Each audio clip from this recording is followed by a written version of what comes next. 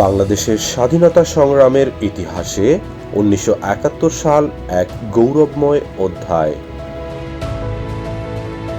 তবে এই গৌরবের পেছনে লুকিয়ে আছে অসংখ্য ত্যাগ, বেদনা ও নির্মম হত্যাযজ্ঞের স্মৃতি।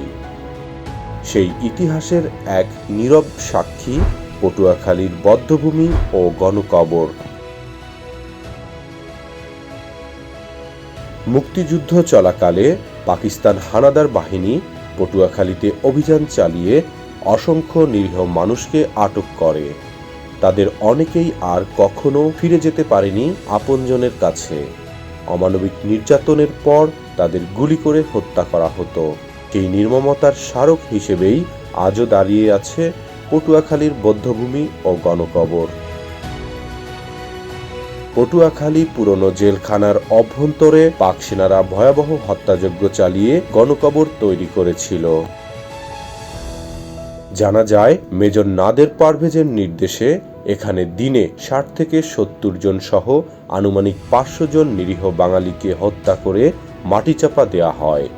পরবর্তীতে জেলখানার বিভিন্ন গর্তে একাধিক কঙ্কাল পাওয়া যায়, যা সেই বর্বরতার সাক্ষ্য বহন করে। মহান মুক্তিযুদ্ধ চলাকালে আনসার বাহিনীর ভূমিকাও ছিল অত্যন্ত গুরুত্বপূর্ণ।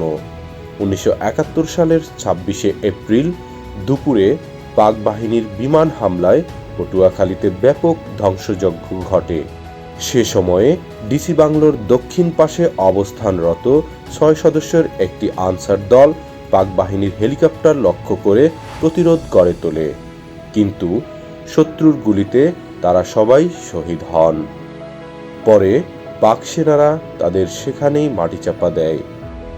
এই বীর শহীদ আনসার সদস্যরা হলেন শহীদ এপিসি আলী আহমেদ খাঁ, শহীদ শাহজাহান হাওলাদার, শহীদ আব্দুল মজিদ, শহীদ রশিদ খান, শহীদ পিছি আনোয়ার হোসেন এবং শহীদ আব্দুল খালেক।